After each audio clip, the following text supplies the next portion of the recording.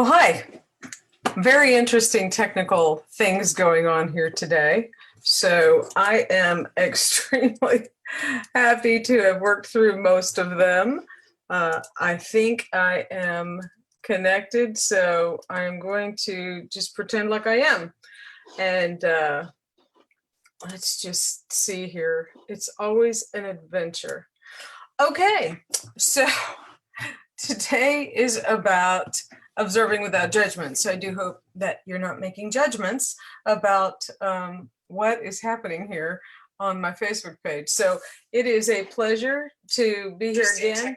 This is week 10 out of 12 weeks of how to retake your personal power. And I am appreciative of all the people who've watched it. I would covet that you like and share these videos. I've also posted them on YouTube. You can find me just by looking up Sarah Says on YouTube or Sarah Zink, and you will find my channel. I am going to stop these videos after 10, or I'm sorry, after 12. There's just not enough traction. I appreciate all the feedback, appreciate all the support, but it's also an investment of my time. So I felt compelled to do these, and I did, and I'm glad I did. I have 2 more to do. The next one is about patterns of behavior, observing patterns in yourself and others and how to correct those. Basically, it's talking about habits. And then the last one is how to be present. And I hope you've gotten something out of all these videos, and I hope you continue to use them as a resource to help you. Today, I'm going to start sharing the screen here in just a sec. Today, I'm talking about judgment and how to begin to change your habits of judging other people. And so we're going to jump right into that as soon as I get this technical stuff going. And let me get this little light on, and there we are. So the disclaimer I want to start with is that I am not a medical professional. I am not a licensed counselor. I am a master life coach. But if you are under the care of a professional, whether it's a physician, a psychologist, psychiatrist, a therapist of any kind, and they have you on a medicine routine, or they have you on some kind of therapy, please, please, please continue to do that. There's no advice that I'm giving you here that should coerce you to stop or start anything without the approval or consent of, at least check with your professionals that you may be seeing. So today I'm going to talk about judging. I want to talk about how we manage ourselves and others, how we are working with others. And good morning, Tony, and hello, Donna. I appreciate y'all being patient with me while I work through all this. So judging others is really about taming our thoughts. And I think that we learn at an early age to engage in mindless thinking and what I call the untamed mind, where we think we don't have any control over our thoughts. And indeed, thoughts can come unbidden, but it's what happens next that matters. And over time, you can train your mind, you can tame your thoughts. You can't always control what comes into your mind, but you can always control what happens next. And so I want to just encourage you to begin to change your thinking about judging others. And I'm going to talk about the impact of that. And so why do we judge at all? First of all, I want to say that judging is built into us. It's hardwired into us. And I want you to walk through the logic of that. Our brains are wired to judge, and it is a survival instinct. So you are, imagine you're a primitive, or you're out in the wild, or you're in some sort of a circumstance. We're hardwired to judge what's going on around us. Is that a friend or foe? Is that animal going to hurt me? is this a dangerous situation that I'm in? So our mind is always making value judgments, good, bad, helpful, hurtful, positive, negative, constantly, all the time, hundreds and thousands of times a day, we're making value judgments. And it is so that our brains can make sense of the world and that we can create a hierarchy of sorts and establish our place. So it's not a bad thing that our brain is doing. It's a behavioral response to our environment. And it's what happens. That's why we judge, because we're trying to make sense of the world around us. But what ends up happening is that we learn over time to make value judgments about people based on little or no information. And so I believe that retaking our personal power involves us taming our thoughts about other people. And so today I just want to run through what happens, why we do it, the impact that it has, and give you some homework and activities to help you begin to learn to tame your mind. It is an always ongoing, never-ending project. Okay, it isn't a one and done. You will always work to tame your thoughts. But the question is, do you want to be in control of yourself or not? The only thing we can control in the world is ourselves. Can't control anything outside of your personal space. And we live in a world right now, and I've said it every week for the last 10 weeks, it's a batshit crazy world right now. And I see it getting more so. And so I think it comes from a lot of untamed thoughts that we are compartmentalizing, stereotyping, bifurcating topics where it's either or. And so I want you to learn to retake your personal power and to regain a sense of control over not just what's going on in your mind, but how you're viewing the world around you. So here are some things that prompt us to judge others. Again, I said it's a survival instinct, but let's go into some deeper thoughts about this. First, these 6 reasons are just some of the reasons but I think they're really good buckets of what prompts us to make value judgments on other people. First of all, we're insecure. So I may see someone who's prettier than me, who I think looks richer than me. I'm feeling a little bit down about myself. And so I make this quick value judgment that, oh my gosh, he thinks he's all that. Maybe I feel like I'm powerless. Oh, he just thinks he's in charge of everything. I may make value judgments because I'm afraid. I may make a value judgment because I'm lonely. And so I may say that, everyone hates me or nobody likes me because I'm feeling a certain way.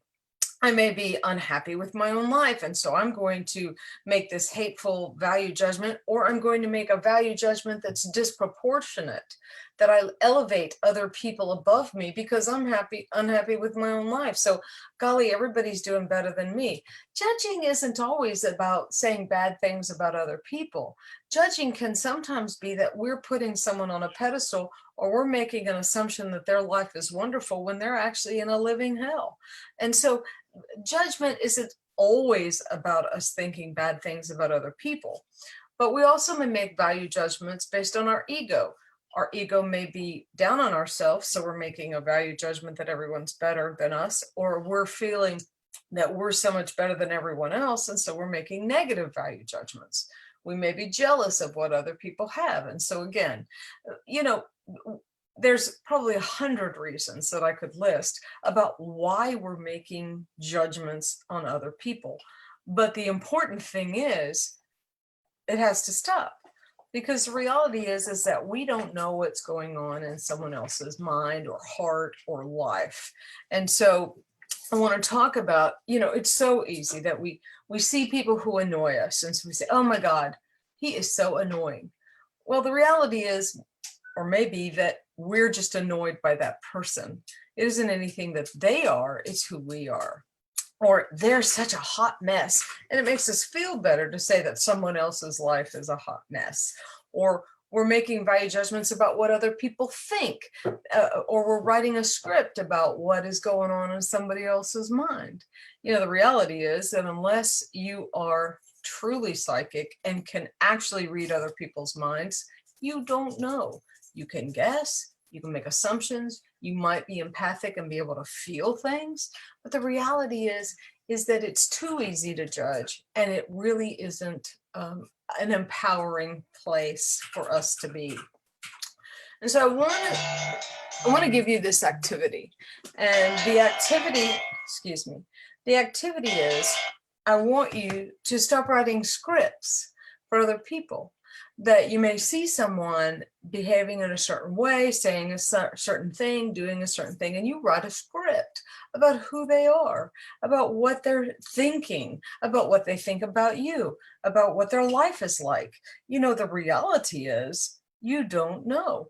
And so observing without judgment, which is where I want you to be, means that you are literally observing without writing a script. You're curious. You're not assuming, you're not stereotyping, you're not labeling, because when you label, you limit.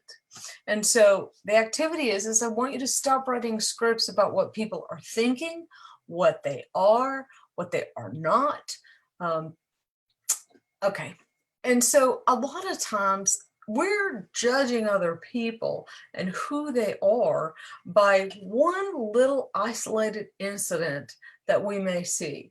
And so many times I have met someone, I don't like them, and it's based on this one small snapshot of an interaction I have with them, and I am wrong.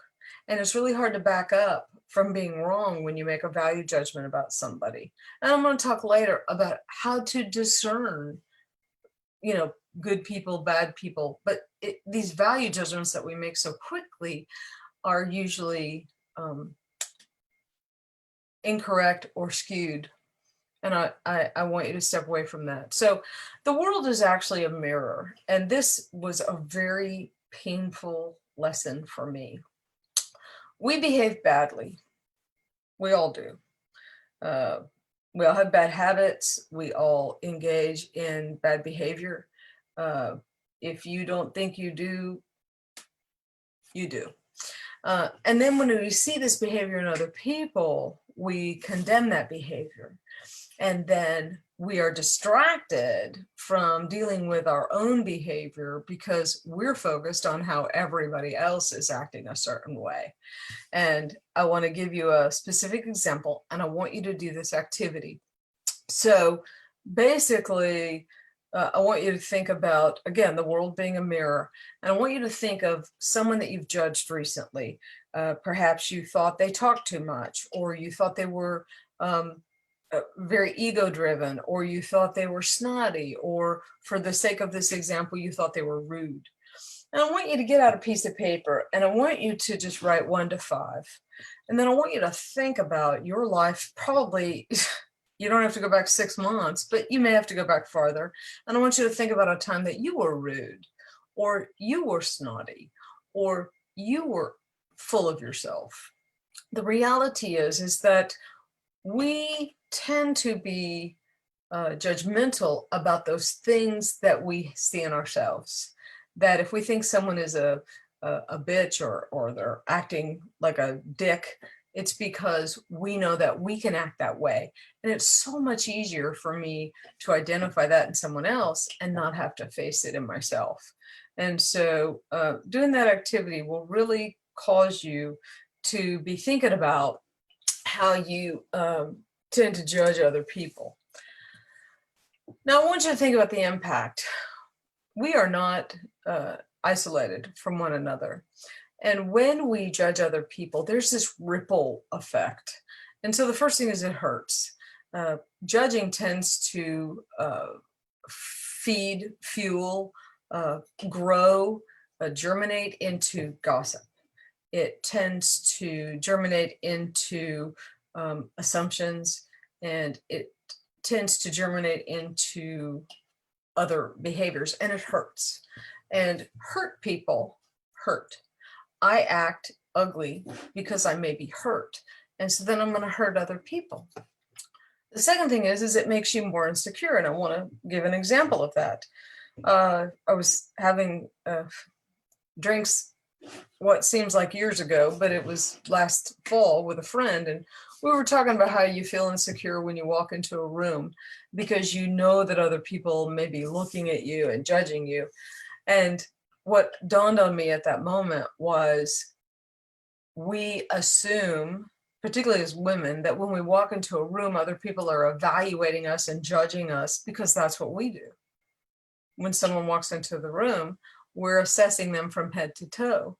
And we're making value judgments on their hair, their skin, their makeup, their clothing, their jewelry, how they carry themselves, their body type. And so we feel insecure because when I walk into a room, I assume that everyone else is going to be doing the same thing.